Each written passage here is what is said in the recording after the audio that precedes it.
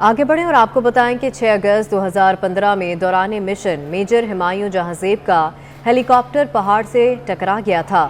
شہید کے دنیا سے چلے جانے کے 7 سال بعد بھی شہید کے اہل خانہ کے حوصلے بلند ہیں۔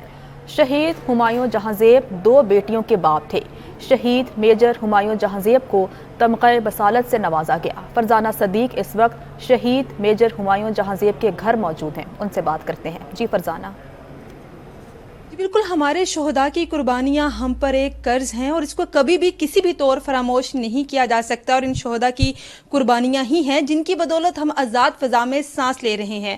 آج ہم موجود ہیں میجر ہمایوں جہانزیب کے گھر، جو 7 سال قبل شہید ہو چکے۔ اہل خانہ کا کہنا ہے کہ ایک مشن پر تھے کہ مانسہرہ کے قریب ان کا ہیلی کاپٹر ایک پہاڑ سے ٹکرایا۔ ہیلی کاپٹر جو تھا وہ تو پاش پاش ہو گیا، لیکن اہل خانہ کے حوصلے ابھی بھی بلند ہے۔ میجر ہمایوں جہانزیب شہید اس وقت دنیا میں تو نہیں ہیں، لیکن ہمیشہ ان کے ساتھ ہے۔ اس وقت ہم بات کرتے ہیں ان کی فیملی کے ساتھ۔ شہید کی بیوہ ہمارے ساتھ موجود ہے، ان سے بات کریں گے۔ یہ 6 اگست 2015 یہی دن تھا، آج سے تقریباً 7 ایئرس پہلے، کہ ان کو ایک مشن ملا تھا تقریباً یہ کوئی 3-3:30 بجے، کہ کوئی سولجر تھا، ہمارے اپنے سولجر تھے جو کریٹیکلی انجرڈ تھا، کافی سیریس تھا، اور اس کی CMH گلگت میں تھا، اس کو انہوں نے ایویکویٹ کر کے CMH راولپنڈی میں منتقل کرنا تھا۔ لیکن ان کو جب یہ مشن ملا تو وہ پھر اپنے ساتھ ان کے 3 ڈاکٹرز بھی تھے، میجر ڈاکٹرز تھے، اور ساتھ کرو کے 7 لوگ تھے، تو یہ تقریباً 12 لوگ تھے جو کہ اس بندے کو انہوں نے لے کے، کیونکہ وہ it was an air ambulance helicopter MI-17 پہ یہ گئے تھے، اور جب یہ جا رہے تھے ان ڈاکٹرز کے ساتھ تقریباً 5 بجے یہ یہاں سے 4:30 تک یہ ٹیک آف ہوئے، اور تقریباً 5-5:30 بجے جب یہ مانسہرہ کے قریب پہنچے تو وہاں پہ ویدر خراب تھا، اور یہ اطلاع کے مطابق یہ ہیلی کاپٹر ایک پہاڑ سے ٹکرایا، اور all 12 people on board met شہادت ایٹ دیٹ ٹائم۔ اس ٹائم پہ جتنے 12 لوگ تھے وہ شہید ہوئے، اور ہمیں یہ جو خبر تھی، ظاہر ہے ہمیں تو اس طرح نہیں پتہ چلا تھا، یہ پہلی نیوز ہم نے TV پہ ہی دیکھی تھی، اور جو بھی تھا بہت ڈیوسٹیٹنگ تھا، بہت ہمارے لیے ایک شوق تھا، لیکن ہم آج بھی ان کی قربانی پہ فخر کرتے ہیں کہ اللہ تعالیٰ نے انہیں اتنا بڑا مرتبہ دیا، اور انہی کی وجہ سے ہمارے یہ مطلب ہمارے ملک کا نام اتنا روشن ہے۔ شہید ہیں، ان کی فیملی کے جو عزائم ہیں وہ ابھی بھی بہت بلند ہیں، اور ان کا کہنا ہے کہ ان کو فخر ہے کہ وہ ایک شہید کی بیوہ ہیں۔ یہ بھی بتاتے چلیں کہ شہید جو ہیں ان کو 2018 میں تمغہ بصالت سے بھی نوازا گیا۔ ہمارے ساتھ ان کی بیٹیاں بھی موجود ہیں، ان سے بھی بات کرتے ہیں۔ کیا نام ہے آپ کا؟ ماوین۔ ماوین، مجھے بتاؤ جب پاپا شہید ہوئے تب آپ کتنے سال کی تھی؟ میں 4 سال کی تھی۔ اب کتنے سال کی ہو گئی ہیں؟ مشن پہ گئے تھے تب وہ اپنے بال برش کر رہے تھے، مجھے وہ یاد ہے۔ پھر وہ بس گھر سے نکلے اور میں پھر مما نے بولا تھا ابھی سو جاؤ تم۔ پھر اس کے بعد مما نے TV آن کیا تو پھر دوسرا چینل لگایا تو اس میں پتہ چلا کہ بابا کریش ہو گیا۔ جی بالکل، یہ ان کی بیٹی ہیں ماوین، جس وقت 4 سال کی تھیں اور اب 11 سال کی ہیں۔ آخری یاد یہی ذہن میں ہے کہ جب پاپا آخری دفعہ ان کے گھر سے نکلے تو بال برش کر رہے تھے اور ان سے پیار کر کے وہ چلے گئے، اور اس کے بعد کبھی بھی واپس نہیں آئے۔ تاہم شہید کی اس فیملی کا یہی کہنا ہے کہ ان کو اس شہادت پر فخر ہے اور ہمیشہ رہے گا۔ فرزانہ صدیق، آپ کا بہت شکریہ۔ Army chief general Qamar Javed Bajwa نے میجر جنرل امجد حنیف شہید اور میجر محمد طلحہ شہید کے اہل خانہ سے ملاقات کی ہے۔ ISPR کے مطابق آرمی چیف راولپنڈی میں دونوں شہداء کے گھر گئے۔ اس موقع پر army chief general Qamar Javed Bajwa نے کہا کہ شہداء ہماری قوم کا فخر ہیں۔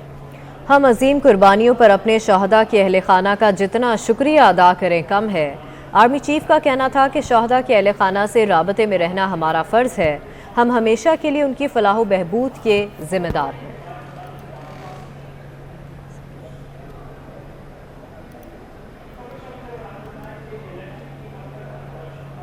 ہیلی کاپٹر حادثے کے بعد منفی سوشل میڈیا مہم سے متعلق افواج پاکستان کا اہم بیان سامنے آیا ہے۔ ISPR کے مطابق منفی سوشل میڈیا مہم سے شہداء کے لواحقین کی دل آزاری ہوئی۔ شہداء کے اہل خانہ اور افواج پاکستان کے رینک اینڈ فائل میں شدید غم و غصہ اور اضطراب ہے۔ اس مشکل اور تکلیف دہ وقت میں پوری قوم افواج پاکستان کے ساتھ کھڑی تھی۔ کچھ بے حس حلقوں نے سوشل میڈیا پر تکلیف دہ اور توہین آمیز مہم جوئی کی۔ یہ بے حس رویے ناقابل قبول اور شدید قابل مذمت ہیں۔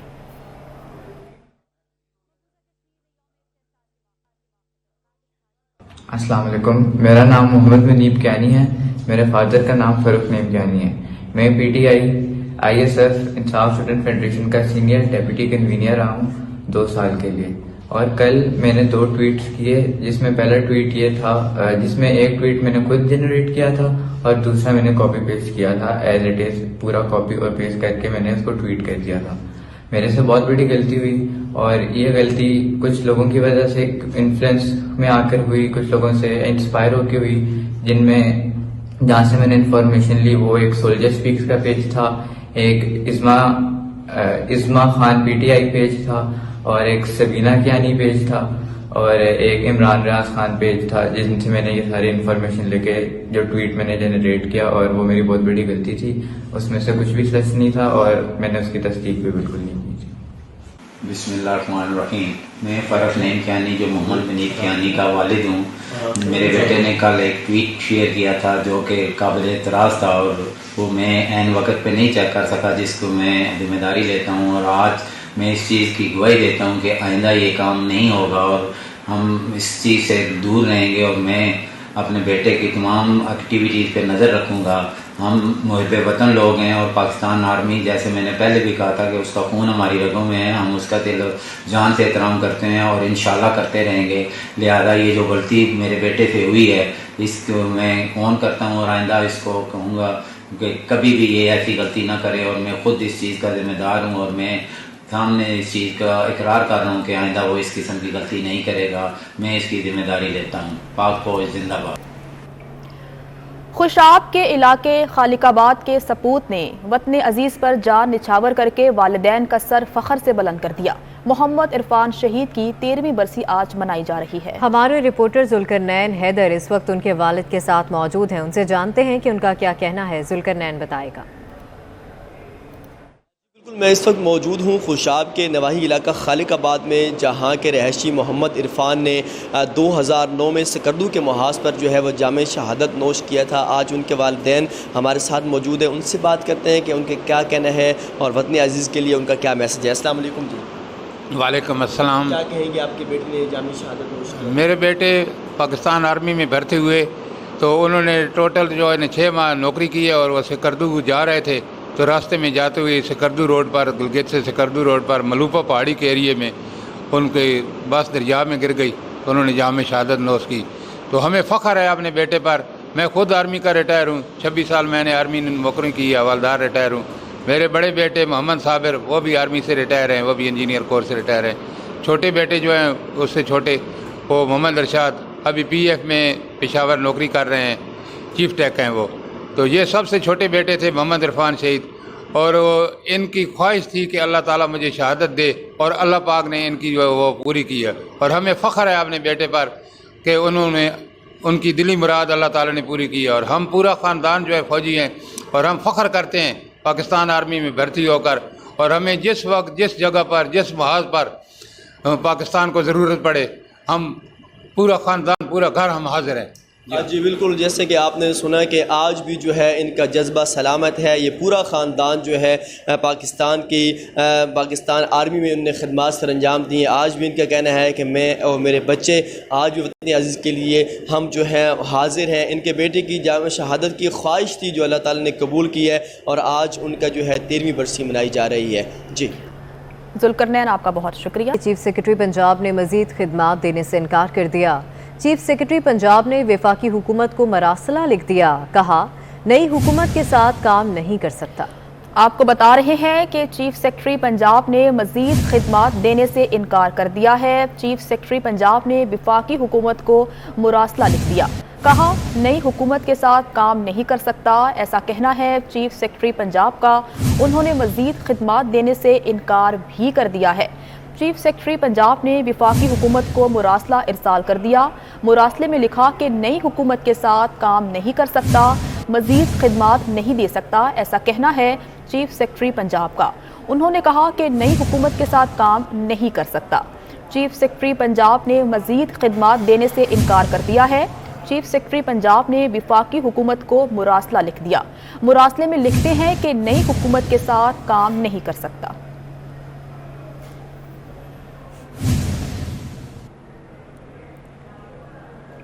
PTI फॉरेन फंडिंग केस में FIA ने तहकीकात शुरू कर दी। इब्तदाई तौर पर इलेक्शन कमीशन की रिपोर्ट में नामजद 4 मुलाजमीन तलब किए गए हैं। मुलाजमीन ने इब्तदाई बयान में कहा कि फंडिंग कौन कहां से भिजवाता था उन्हें कुछ इल्म नहीं। इस्लामाबाद से अवैस कियानी की रिपोर्ट देखिए। Pakistan Tehreek Insaf foreign funding case की तहकीकात का आगाज कर दिया। FIA ने इब्तदाई तहकीकात में इलेक्शन कमीशन की रिपोर्ट में नामजद मुलाजमीन तलब किए। मोहम्मद रफीक, ताहिर इकबाल और मोहम्मद अरशद से इंक्वायरी की गई। मुलाजमीन में इमरान खान का पर्सनल सेक्रेटरी और पार्टी का जनरल मैनेजर फाइनेंस भी शामिल है। PTI के इन तीनों मुलाजमीन ने अपने इब्तदाई बयानात कलम बंद करा दिए हैं, जिनके मुताबिक फंडिंग कौन कहां से भिजवाता था उन्हें कुछ इल्म नहीं। मुलाजमीन ने बयान दिया कि अकाउंट्स में आने वाली रकम कैश या बजरिया चेक पार्टी के फाइनेंस मैनेजर को दी जाती थी। मुलाजमीन के मुताबिक फॉरेन फंडिंग दीगर अकाउंट के अलावा मुलाजमीन के सैलरी अकाउंट में भी आती रही। रकम कहां किस मकसद के लिए खर्च हुई इल्म नहीं है। दस्तखत शुदा blank cheque PTI finance department ले लेता था। Awais Kiani 24 news Islamabad. ममनुआ funding case में पाकिस्तान तहरीक इंसाफ के खिलाफ तहकीकात का दायरा-ए-कार पूरे मुल्क में बढ़ा दिया गया है। मॉनिटरिंग टीम पेशावर, लाहौर, कराची, इस्लामाबाद, कोयटा और फैसलाबाद में जोनल इंक्वायरी टीम से कोऑर्डिनेशन करेगी। जोनल कमेटियां पाकिस्तान तहरीक इंसाफ के असासों के हवाले से भी तफसीलात हासिल करेंगी। ममनुआ फंडिंग केस के हवाले से आपको अपडेट कर रहे हैं कि ममनुआ फंडिंग केस में पाकिस्तान तहरीक इंसाफ के खिलाफ तहकीकात का दायरा पूरे मुल्क में बढ़ा दिया गया है।